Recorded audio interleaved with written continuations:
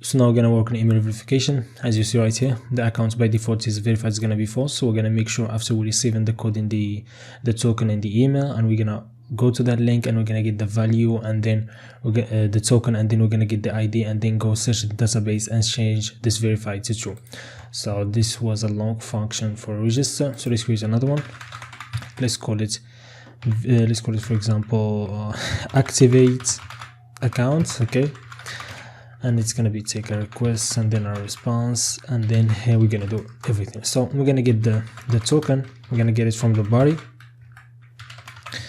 So we're gonna get it this way, and then let's console log it so we can see how we get it. Okay, so first of all, let's go to the route. So let's gonna go to the user, and then right here we're gonna go post / let's call it activate. Okay, and we're gonna use this function. What's the name of it? Activate account. So we're gonna pass it right here, and then we're gonna import it right here. Okay, and now we're gonna go back to the controller and let's continue. So if we went to Postman, let's go and create another request. So right here, and then we're gonna add another request. Where is it? Other request, and right here we're gonna call it activate account. Okay, and it's gonna be a post request, and it's gonna be HTTP, then here it's gonna be activate. Okay, and then in the body right here we're gonna pass the data right here. So we're gonna go row, and then we're gonna go JSON, and right here we're gonna pass the data, which is gonna be a token, and then we're gonna pass it right here, which is gonna be something right here. Okay, so like if we were something right here and then send, and then if we went back right here and open the console, we console log that token. Okay, so right now if we went back, okay, let's remove this console log. So now we get the token. So simply now we're gonna get the user from the token, or get the ID. So const user, and it's gonna be GWT, and then we're gonna verify, yeah, to encode everything inside this. Okay, so and we're gonna use what we're gonna encode is gonna encode the token. That's gonna be the string, and also we're gonna use a code that we have, this code in the AMV. That's called token secret, which is the same you used to encode. We're gonna use it to decode. Okay, and this way we're gonna get it, and then we're gonna console log to see what is it. Okay, so simply we're gonna go right now and try and sign up again. So we're gonna go right here. I'm gonna remove the user that we created before so we can sign up. Okay, delete that, and then we're gonna go right here again, and then we're gonna go to register. Let's go back to the browser. If we went to right here and then refresh to see our emails,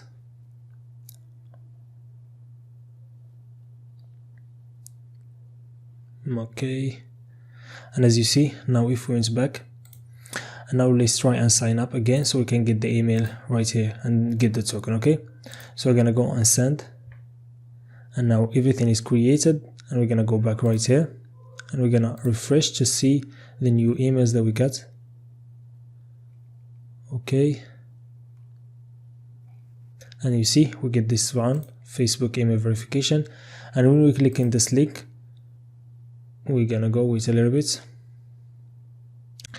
So we get this token right here, and as you see, this is the token that we're gonna get the ID from. In the front end, we're gonna do it in, just by code. We're gonna go and then directly get it when the page loads, and then send it to the database and do everything. But now we're gonna do it manually, so because this is just the backend. Okay, so right here in the activity user, this is gonna be passed right here. Okay, and then when we send, as you see right here, let's go back to right here and then open the console, and we see GWT is not defined. Okay, so we're gonna go and define it. So right here it's gonna be GWT equal require JSON web token. Okay, so now let's try again. Let's wait everything is okay.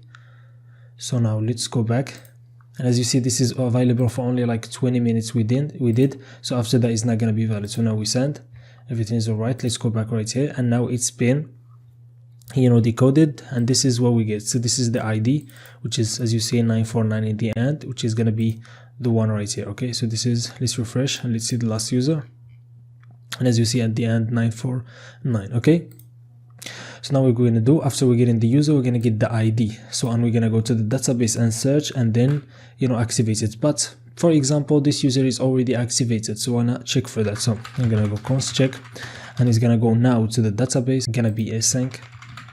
So right here we're going to wait, and then go to the user. Okay, and now we're going to go and find by ID. okay, and the ID that is gonna find by is gonna be user.id right here. Okay, so if this check exists, that means this user is already if check.verified, okay, so I'm gonna do verified, and then it's equal true, that means it's already activated. Okay, so now what we're gonna do is simply gonna see that this account is already activated. So we're gonna go return, and then we're gonna response this service, and it's gonna be 400, and the message that we're gonna send right here is gonna be a message, and the message you can write whatever you want. Right here I'm gonna write this email is already activated, okay, or this account is already activated. Okay, so this is if verified is true, this user is already activated. So now if we went, like for example, let's go to the database and change it like manually. So if we done it like right now, so let's see right now, if we done it, there's nothing that's gonna happen, we get nothing right here.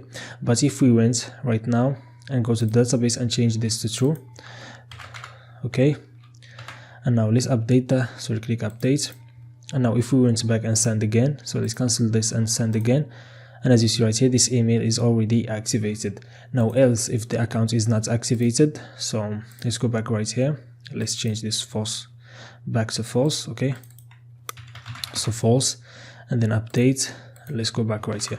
So else then we're gonna update it. So we're gonna go simply wait, and then gonna go user.found by ID and update. Okay, update. So we're gonna find the user by the ID, and now we're gonna update, and the ID is gonna be user.id, and the second parameter is gonna be what we want to update and which value we're gonna that we're gonna update by. Okay, so the value that we want to update is gonna be verified, and what we want to make it is just gonna make it true. Okay, simple as this. And now we're gonna send the response that we want. So this is gonna be return, okay, and there's gonna be response, and the service is gonna be service, and it's gonna be 200. That means that everything runs all right. Or you can like do it without a service and directly just send the message. Okay, so there, then json, and right here the message is gonna be account has been activated, okay, successfully. Okay, like that. So now let's go back, let's refresh this to make sure that it's false. So this is false.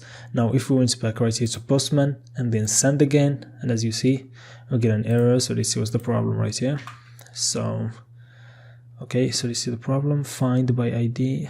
Okay, let's find by ID and update, and this is gonna be user, the model. Okay, so let's try again, let's wait. Okay, now let's try again. Okay, and as you see, account has been activated successfully.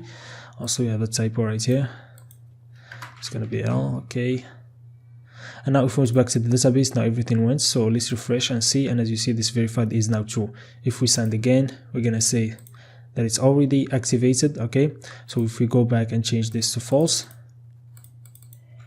like this, and then update, and then try again, and then as you see, account has been activated successfully. This is false. If we refresh, and it's gonna be true. So this was like simple and easy to do.